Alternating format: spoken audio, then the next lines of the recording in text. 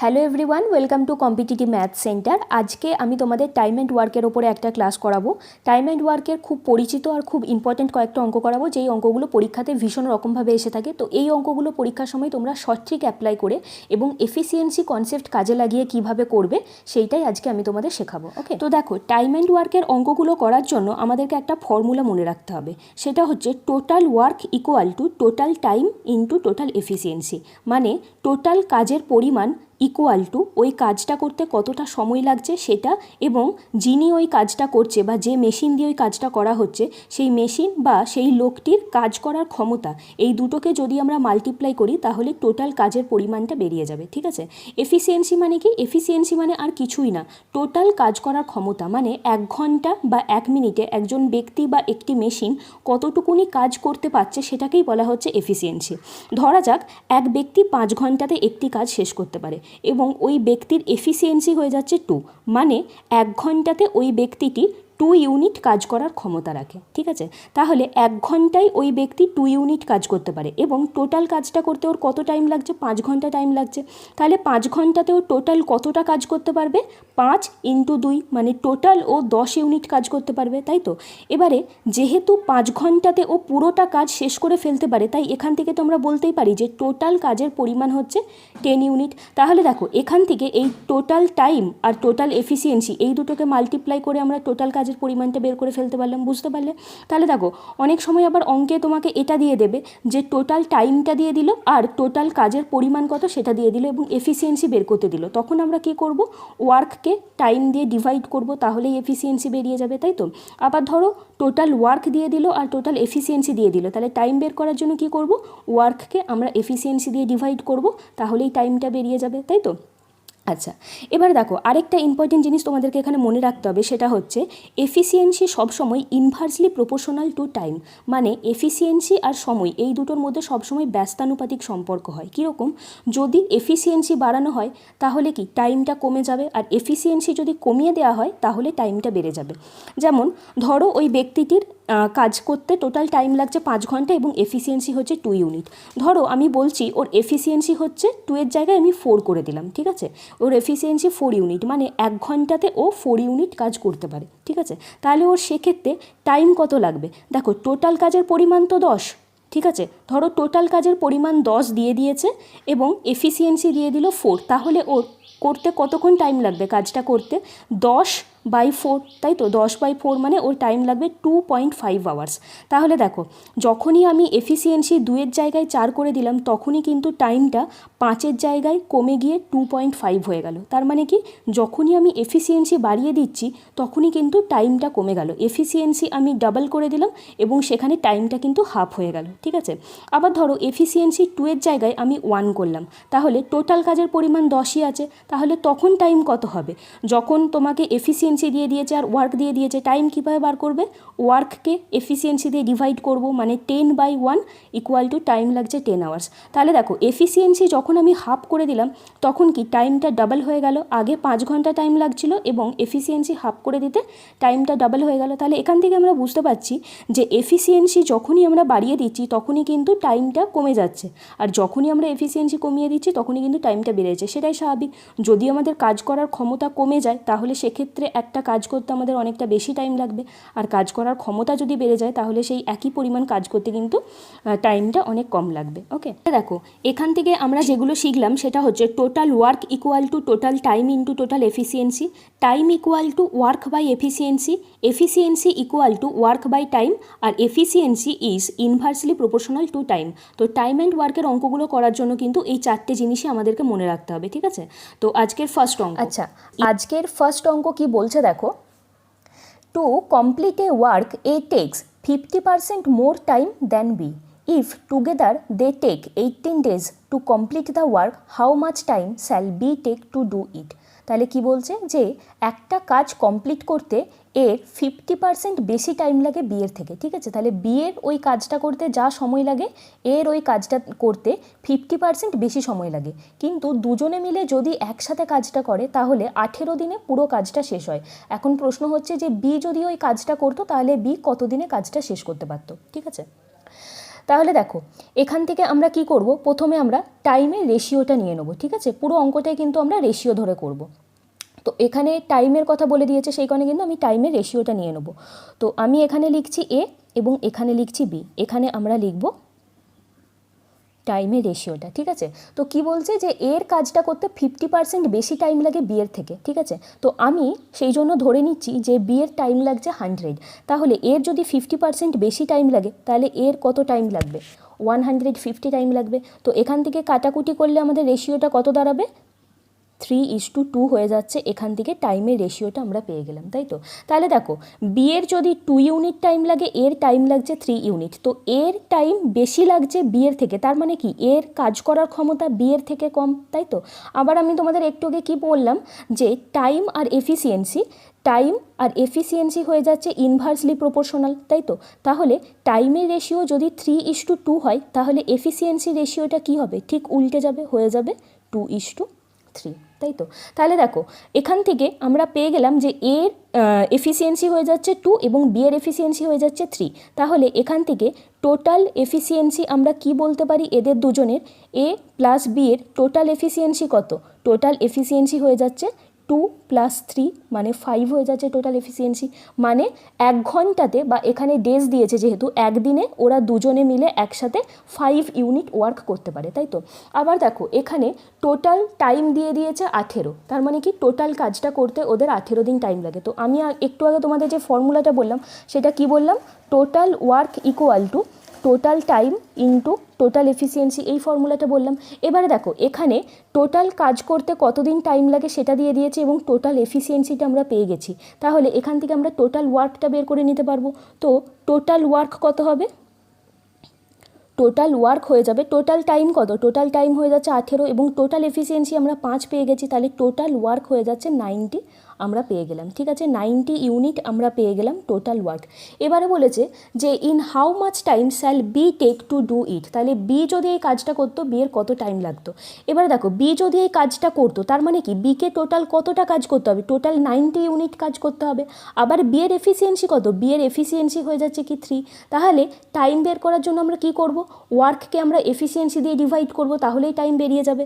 তাহলে বি এর কত টাইম লাগবে, বি এর টাইম লাগবে এখানে টোটাল ওয়ার্ক মানে 90 বাই বি এর এফিসিয়েন্সি 3, তার মানে 30 ডেজ বি এর টাইম লাগবে বি যদি এই কাজটা করে, তাই তো। তো এখানে হয়ে যাচ্ছে আমাদের অপশান এ অ্যান্সার, ওকে।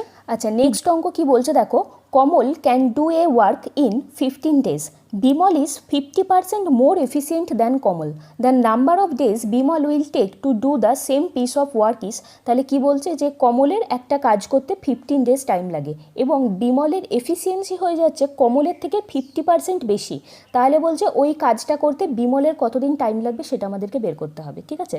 তাহলে ধরো এখানে আমি লিখছি কমল এবং এখানে আমি লিখছি বিমল। তাহলে এই যে দিয়ে দিয়েছে যে Bimal is 50% more efficient than Kamal, তার মানে কি এটা এখান থেকে কি ওদের এফিসিয়েন্সি রেশিওটা আমরা পেয়ে যাব, তাই তো।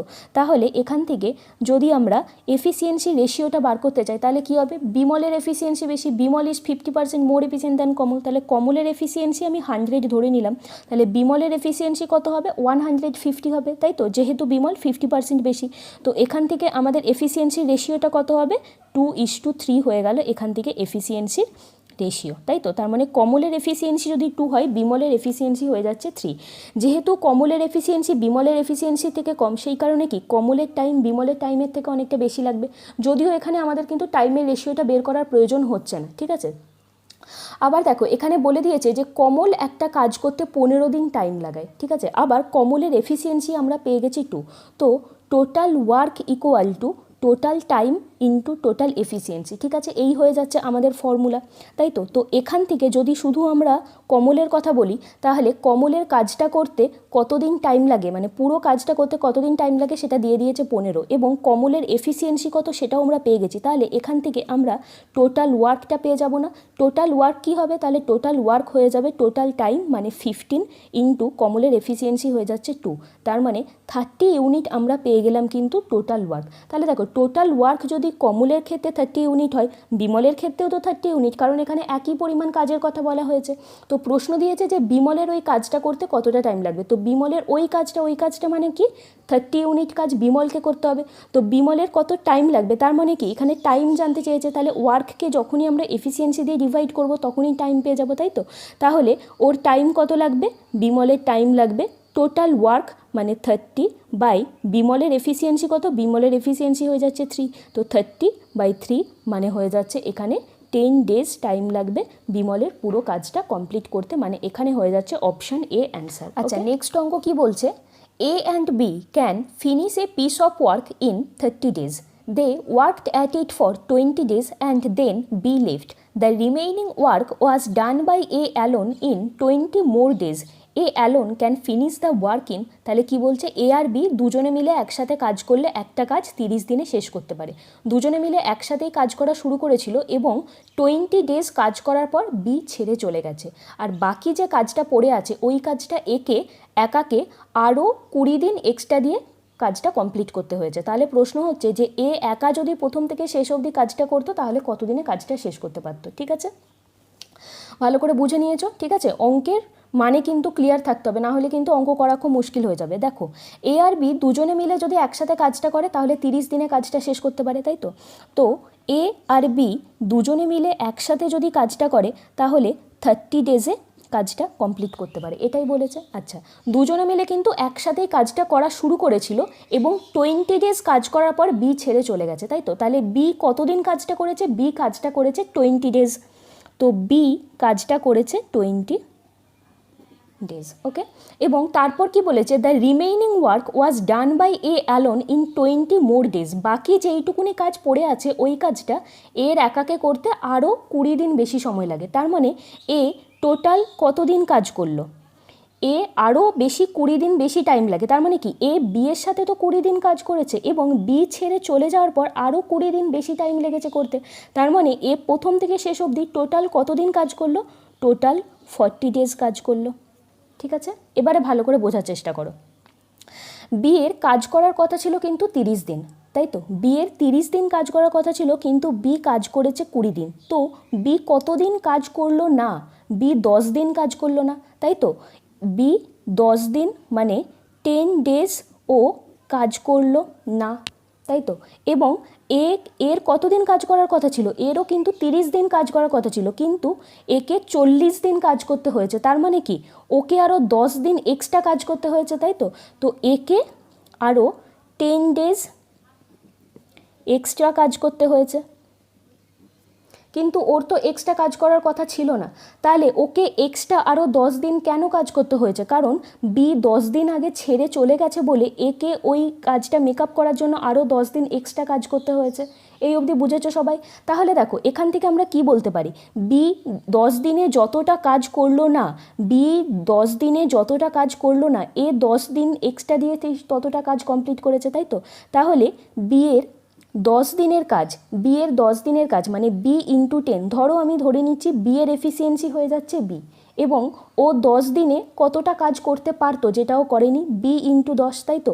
কারণ আমরা জানি total work equal to total time into total efficiency, এই ফর্মুলাটা আমরা জানি।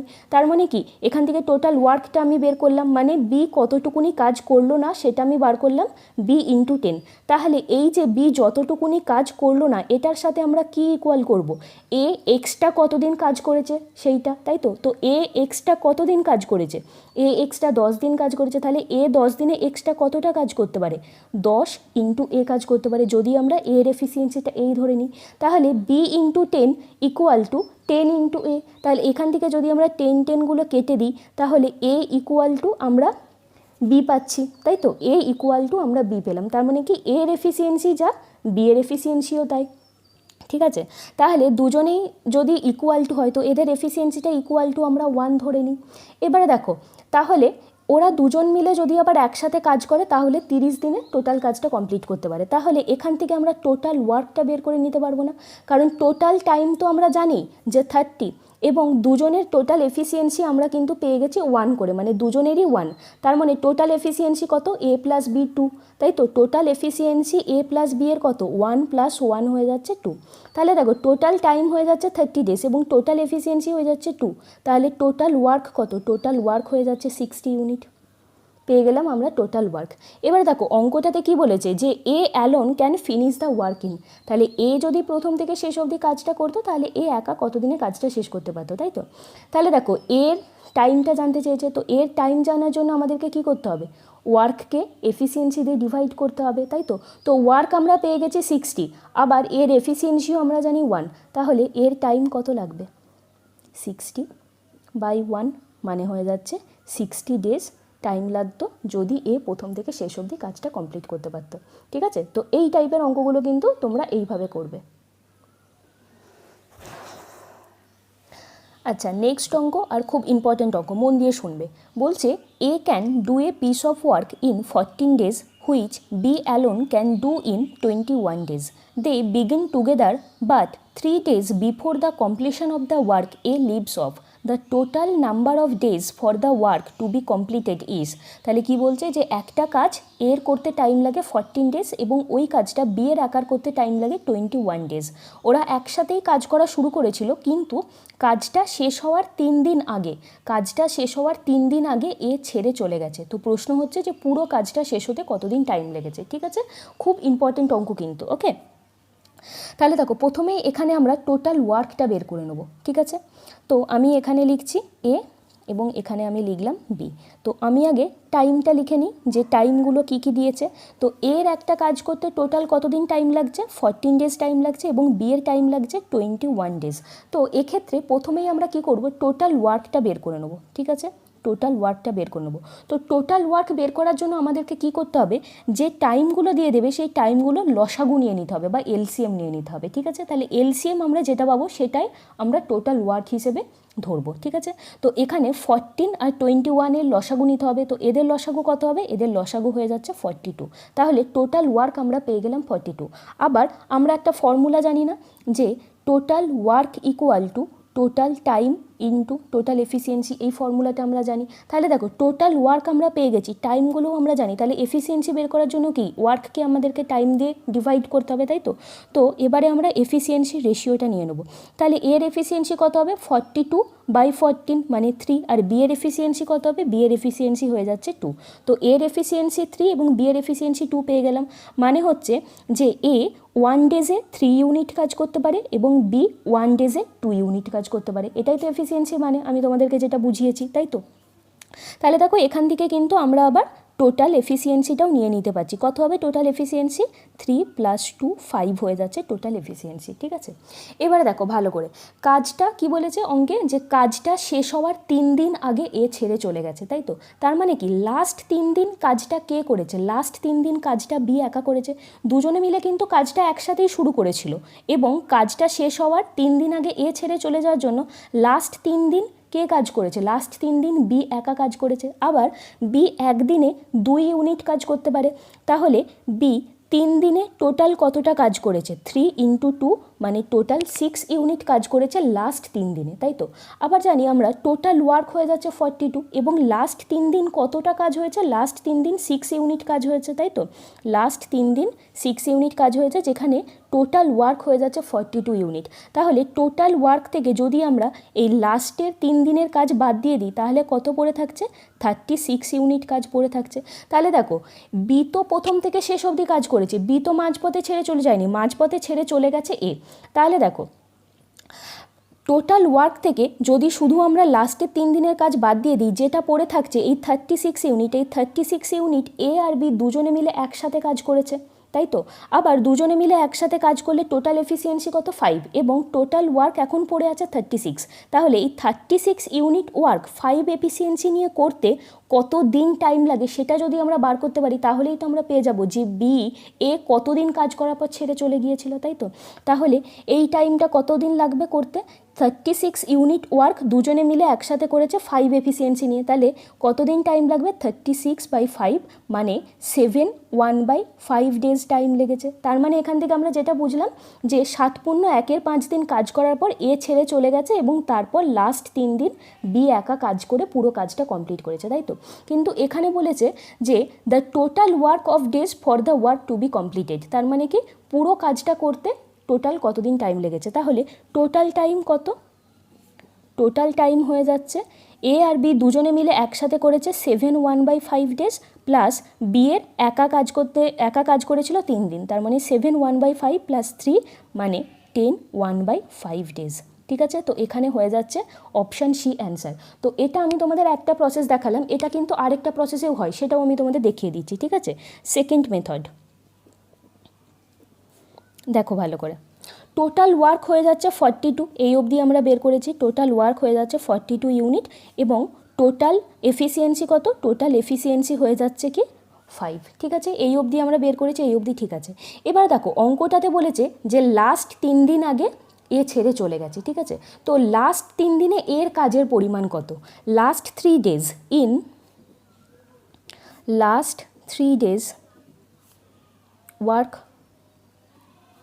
বাই এ, লাস্ট 3 দিনে এর কাজের পরিমাণ কত? এ একদিনে কতটা কাজ করতে পারে? 3 ইউনিট করতে পারে। তো লাস্ট 3 দিনে ও কতটা কাজ করতে পারতো? ও 9 ইউনিট কাজ করতে পারতো, কিন্তু এই কাজটা ও করেনি, তাই তো। তাহলে দেখো যদি আমরা ধরে নিচ্ছি যে লাস্ট 3 দিন আগে এ ছেড়ে চলে যায়নি, তো লাস্ট 3 দিন আগে যদি এ ছেড়ে না চলে যেত তাহলে টোটাল কাজের পরিমাণ তখন কত দাঁড়াতো? দেখো টোটাল ওয়ার্ক 42, সেটা তো আর কমে যায়নি, এ ছেড়ে চলে গেছে বলে। টোটাল ওয়ার্ক 42, সেটা 42ই কিন্তু আছে, যেই ছেড়ে চলে যাক সেই 42 ওয়ার্ক কিন্তু যেভাবেই হোক কমপ্লিট করতে হবে। তো আমি ধরে নিচ্ছি যে লাস্ট 3 দিন আগে এ ছেড়ে যায়নি, তাহলে যদি ও না ছেড়ে যেত টোটাল ওয়ার্ক তো করতেই হতো 42, তার সাথে আরও 9 ইউনিট কাজ এক্সট্রা করতে হতো না, তাই তো। তাহলে টোটাল কাজের পরিমাণ তখন কত দাঁড়াতো? তখন কিন্তু দাঁড়াতো 51 ইউনিট। বুঝতে পারলে? আমি ধরে নিলাম যে লাস্ট 3 দিন আগে এ ছেড়ে যায়নি, তো লাস্ট 3 দিনে এর কাজ হয়ে যাচ্ছে 9 ইউনিট। লাস্ট 3 দিনে এর কাজ 9 ইউনিট, তাহলে টোটাল ওয়ার্ক 42 এর সাথে আরও 9 ইউনিট, মানে টোটাল কিন্তু 51 ইউনিট কাজ করতে হতো।